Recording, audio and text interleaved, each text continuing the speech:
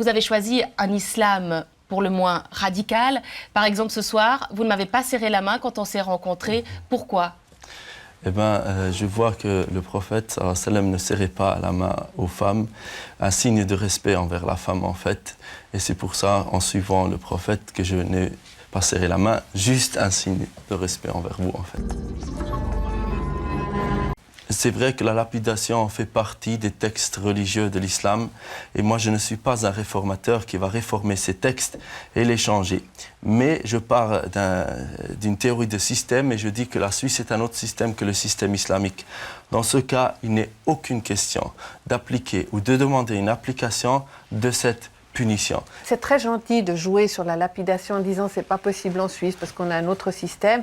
Je veux dire, à un moment donné, vous faites cohabiter ces notions et vous jouez sur la notion de droit religieux et de droit réel ou de droit civil. Et en définitive, votre arrière-pensée, elle est tout à fait claire. Si vous en aviez la possibilité, vous le feriez. Ben, je viens de dire justement que même si vous donniez la possibilité, on sera contre. Monsieur Blanchot, vous répondez que vous avez une barbe parce que le prophète veut avoir une barbe, que vous ne serrez pas la main des femmes parce que le prophète ne serrait pas la main des femmes et puis que vous ne pouvez pas réformer le texte. Madame, ça, c'est le problème. Un homosexuel, il a une certaine valeur. Un catholique orthodoxe, il a une autre valeur. On ne demande pas aux deux de se mettre d'accord sur des valeurs qui ne sont pas les mêmes. On ne peut pas être des deux côtés du trottoir. On ne peut pas dire, moi, ma religion m'impose des choses qui commencent à aller en contradiction avec certains principes que nous appliquons ici. Je demande que l'islam soit praticable en Suisse, ça pose un problème. Est-ce qu'une enseignante, les cheveux, ça atteint la connaissance des enfants ? Est-ce que ces cheveux, qu'elle les lave avec tel ou tel shampoing, ça atteint la connaissance des enfants? Est-ce que...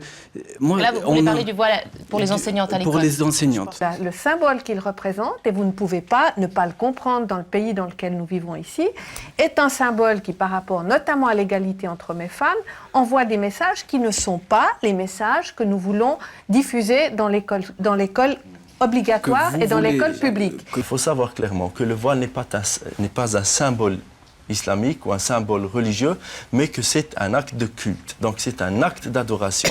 Et là, on rentre... Ça n'est pas obligatoire. Non, c'est un acte de culte. Donc pour la femme, le port de voile, c'est une obligation de culte. Et on ne pratique pas de culte à l'école laïque. Pour des madames comme vous, c'est un problème d'avoir un foulard pour enseigner. Pourtant, ce foulard n'enlève pas mes capacités mentales. Hein. Je trouve ça totalement exagéré si on veut commencer à interdire des foulards ou le voile islamique dans les écoles pour les filles. Alors là, je vous dis clairement que c'est un culte, un acte de culte, c'est une liberté de choix et puis ça doit être sauvegardé, ce droit. J'ai fait toute ma scolarité sans foulard. J'avais des amis avec des foulards et je ne vois pas en quoi ce tissu vous dérange. On a autorisé les élèves avec les foulards et on l'a fait pour l'ensemble des cantons. On avait établi des règles, donc je ne vais pas me laisser entraîner dans cette discussion-là pour les élèves. On a toujours dit la même chose, ils peuvent porter un foulard, mais il n'y a pas de dispense pour rien du tout. Et contrairement à la France, on n'accepte en aucune manière que quelqu'un puisse prétendre ne pas suivre tel ou tel cours. Mais il faut savoir qu'en France, il y a des parents qui contestent, par exemple, qu'on puisse enseigner l'histoire de l'art sous prétexte qu'il y a des notions chrétiennes dans certains tableaux.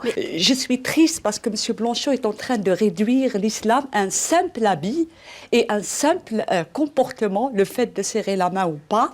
L'islam, il est loin d'être un simple comportement ou une conduite ou un seul habit.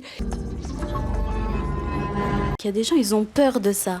Mais si on a peur de rien. Mais oui, mais moi j'ai peur de rien. Mais vous avez peur de... mais allez à l'encontre de jeunes femmes qui ont la burqa ou le niqab ou qui ont le voile intégral. Si le voile intégral était vraiment ce qu'on dit ou ce qu'on essaye de nous faire croire qu'il est, il n'y aurait pas de problème. Mais comment vous expliquer que ces dernières décennies, tout d'un coup, on voit fleurir à gauche à droite des femmes qui sont habillées de la tête aux pieds en voile intégral?